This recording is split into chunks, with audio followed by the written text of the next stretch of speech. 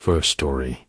During my sophomore year in college, I landed an easy-sounding night gig, digitizing artifact tags in the vault of the City Historical Museum. The place closed to visitors at 5, security switched to a single guard by 7, and from 8 until dawn, the basement belonged to me. A clunky flatbed scanner, and 4 floors of silent exhibits creaking overhead. The money was terrible, but finals week was looming, and solitude felt like a blessing. My first 4 shifts were boring enough to make my eyes swim. I would badge in, nod at Barry the guard, descend the freight elevator, and sit in the archive cage, cataloging cracked nameplates from forgotten displays. Someone had written a tiny note on the whiteboard down there.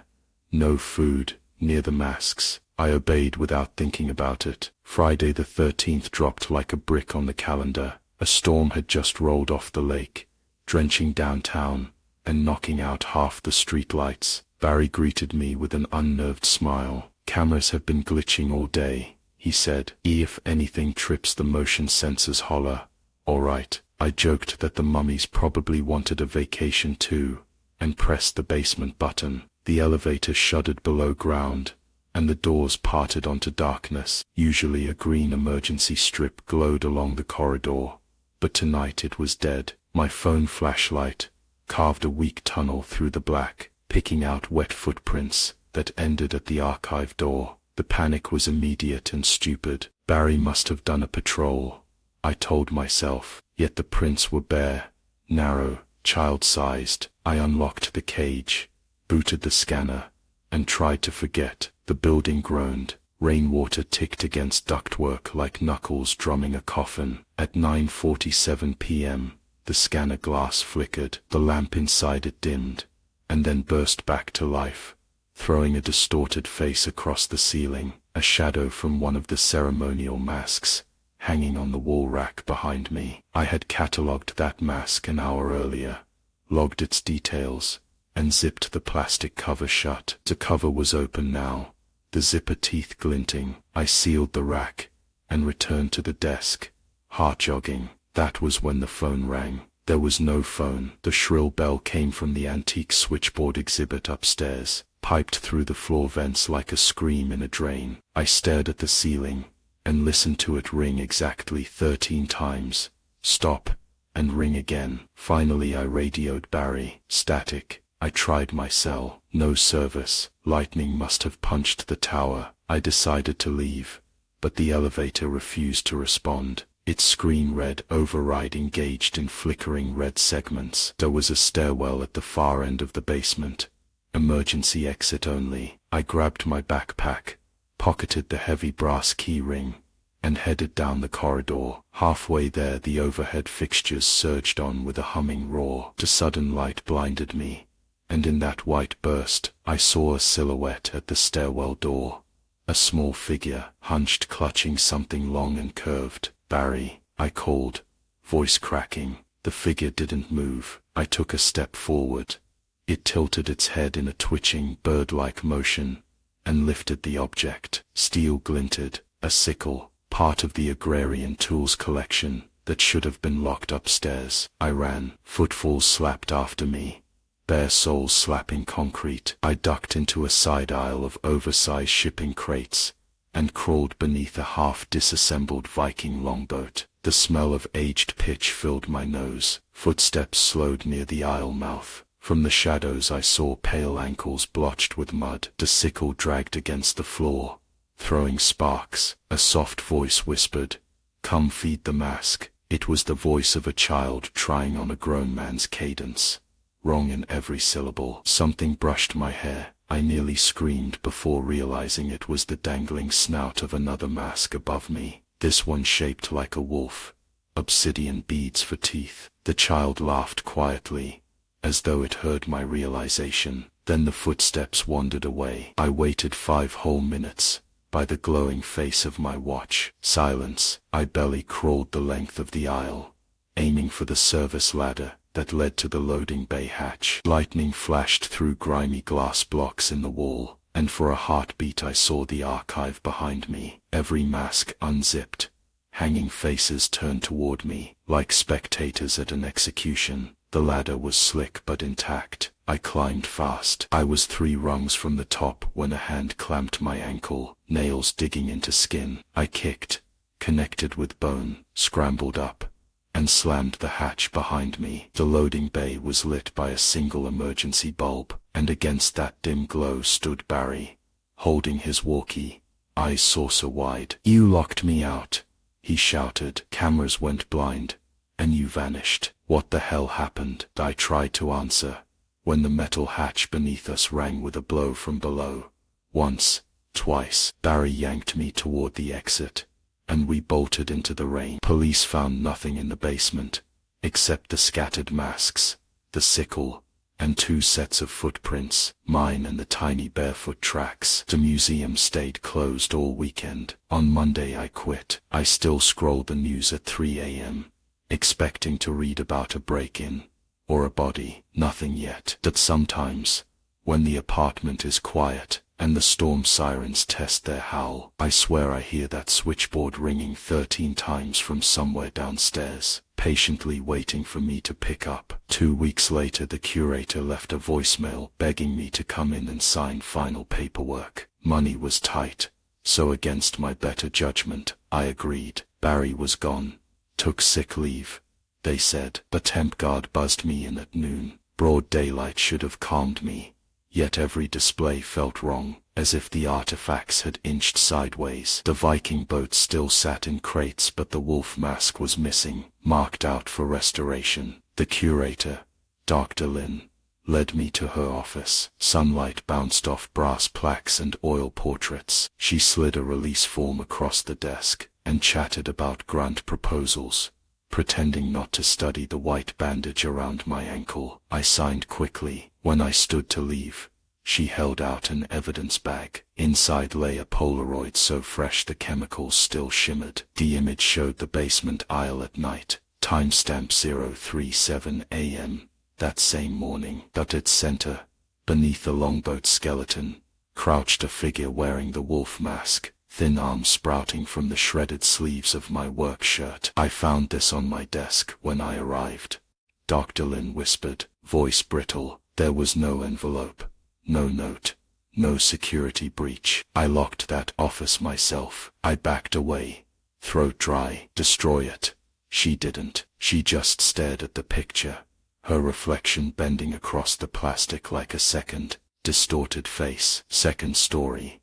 I never planned on working nights at the Alder Run cold storage depot, but student loans chew through optimism faster than mice in grain. The warehouse sits 5 miles outside the last street lamp of my hometown, a cement cube buried half its height in hillside clay, so the refrigeration units burn less power. Each evening, at 22 o'clock the day crew trundles out. The blast chiller doors slam shut, and for 8 hours the building belongs to me. 40,000 cubic feet of frozen silence, and a clipboard full of numbers no auditor ever checks. The first weeks were simple. Walk the aisles, record the digital readouts, punch reset if any unit drifted above -15. My only company was a colony of crows that nested on the roof vents. Their scratching became a weird comfort, like rain on a tin roof. Management loved the solitude part too.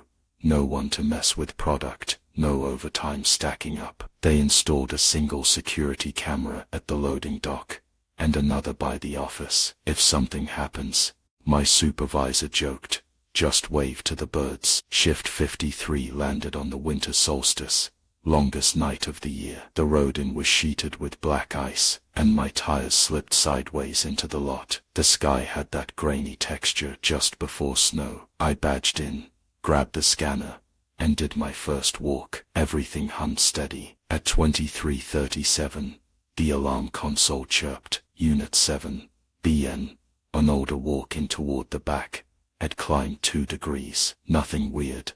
Doors warp, thermostats hiccup. I trekked down row 7, keying in the override code. The latch handle felt warm, which was wrong. Condensation dripped under the gasket, steaming in the warehouse heat. I pulled the door. A thin fog rolled out, and something else with it.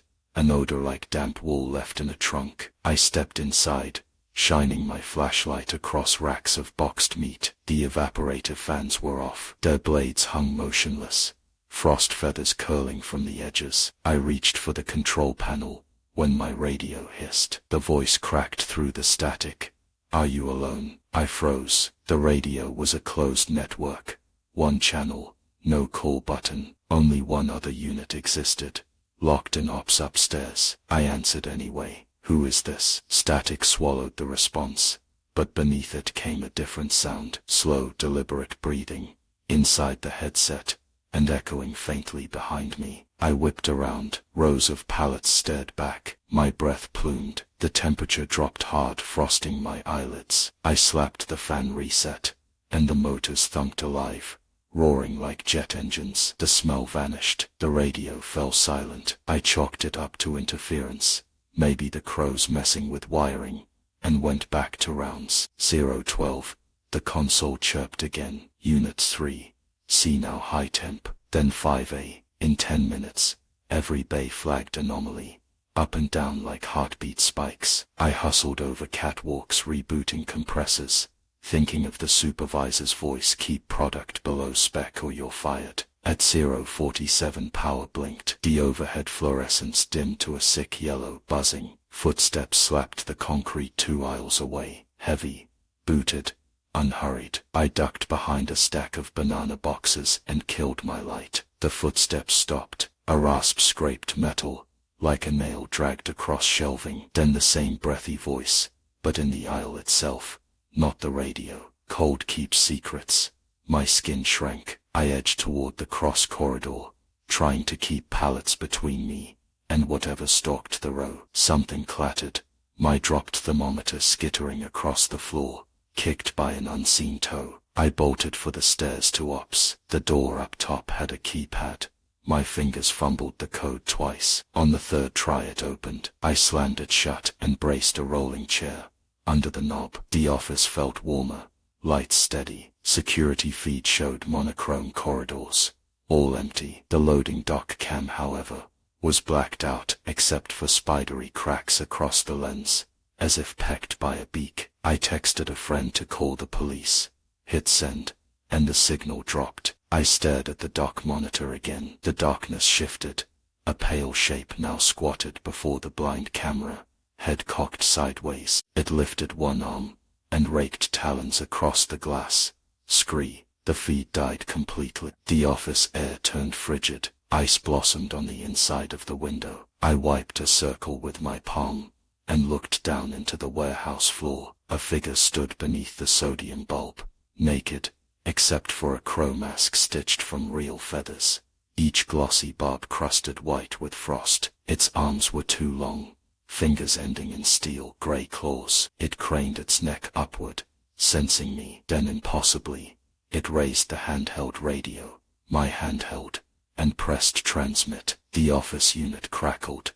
No more warmth. Every freezer door below swung open in unison, hinges squealing. A cyclone of mist erupted, curling around the creature like wings. Sprinkler heads above shattered from the cold, raining shards of ice. The temperature gauge on the wall plunged, numbers racing negative. My breath crystallized mid-air and fell like salt. The door behind me thudded. The chair slid an inch. I grabbed the flare gun from the emergency kit. Never thought I'd need it. Aimed at the door and waited. Thud, slide, wood splintered. As the gap widened, I saw feathers pushing through, claws scraping paint. I fired. Red magnesium light filled the room, screaming sparks. The flare punched through the doorway and burst against the corridor ceiling. Alarms howled. Sprinklers in the office gushed liquid that froze before hitting the floor. The creature recoiled, screeching, sound like a crow run through a meat grinder. I vaulted the desk, kicked out the secondary window, and dropped 12 feet into a dumpster full of spoiled produce. Pain stabbed my ribs, but adrenaline held me upright. I limped to the lot. Headlights sliced the storm as I sped toward town. Radio mute, except for one final burst of static. Feeding never ends. Police arrived an hour later. They found every freezer operating at -30 Doors sealed. No footprints except mine in the loading dark snow. No damage to cameras. No flare residue. No crow feathers. Ops office pristine. The ladder I'd broken exiting the window.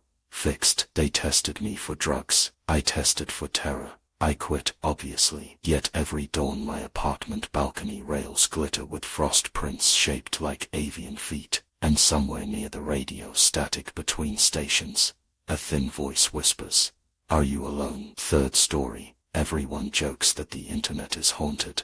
And after what happened in the Rathmore server facility, I think they might be right. 3 years ago, I took a contract job maintaining legacy racks for a medical records company. They had bought an abandoned state psychiatric hospital, excavated the subterranean wards, and built a data center 12 stories below the dead lawns. No sunlight. Reached my shift from 11 p.m. to 7 a.m. The only hint of the outside world was a pressure door at ground level that groaned like a lung whenever it shut behind me. On my first night, the site manager gave me a badge, a flashlight, and one warning: if the paging system beeps, locate the handset and answer. Someone will need help. I thought he meant normal tech support. I would learn otherwise. Floor 01 held the nooks, bright and sterile. Floor 02 through 06 were server caverns, temperature locked at 15 Celsius, fans forever screaming. Everything deeper than 07 was off limits. The elevator panel didn't even list those levels. Still the shaft descended past black glass windows that reflected my frightened face as I rode down each night. For 52 shifts nothing happened, stranger than a bad fiber light. Then came December 28th,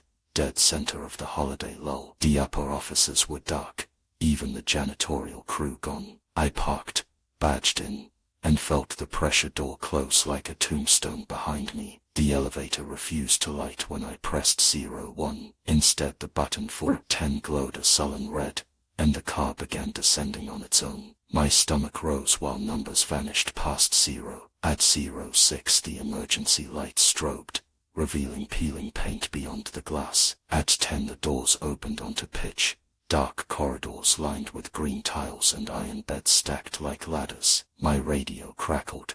"Help me," a child's whisper. I jabbed close, but the panel was dead. Certain a co-worker was pranking me.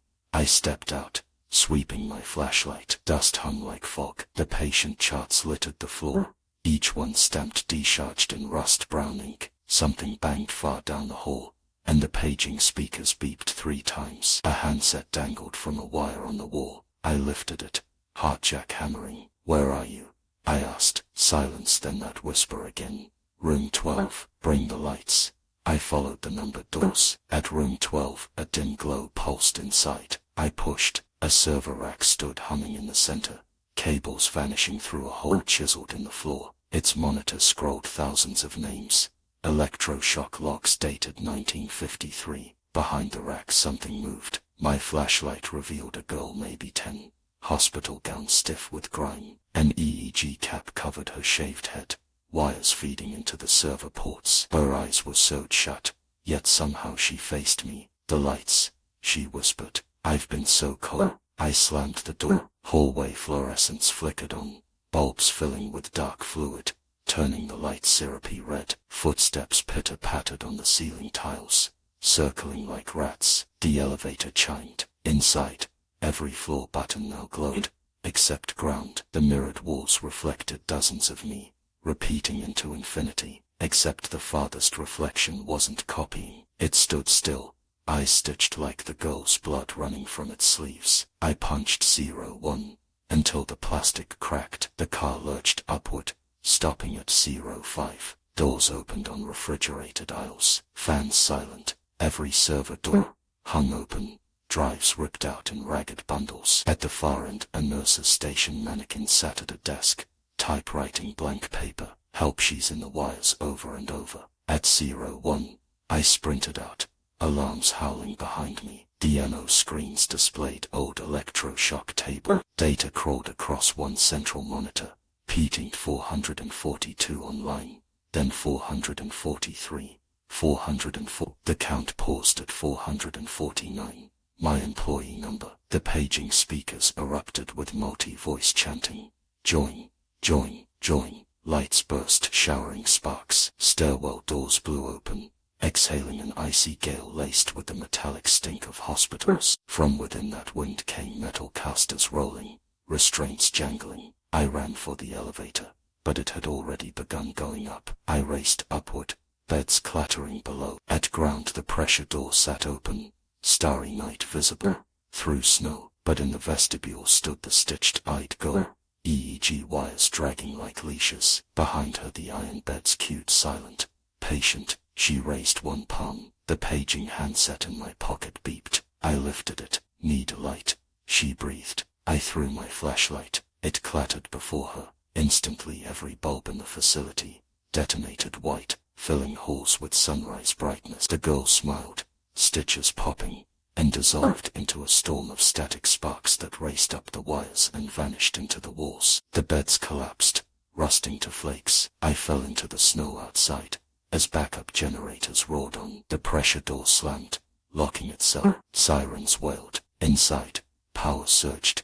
Floors flickered blue, then went dark forever. Corporate said a transformer blew. They offered counseling and fired me for breach of protocol. The site remained shuttered, yet my home router logs nightly pings from an unknown IP block registered to Rathmore. Each ping adds one more number to the patient list, closing in on mine. Last night, it reached 448. If you're awake at 3 a.m. and hear a paging beep through your headphones, do not answer. Somewhere in the fiber, a stitched-eyed girl is hunting for light. I swear I just heard her whisper from my laptop fan, and all the LEDs on my modem turned red at once. She only needs one more connection. Then the darkness gets a heartbeat. I rarely sleep now. Again.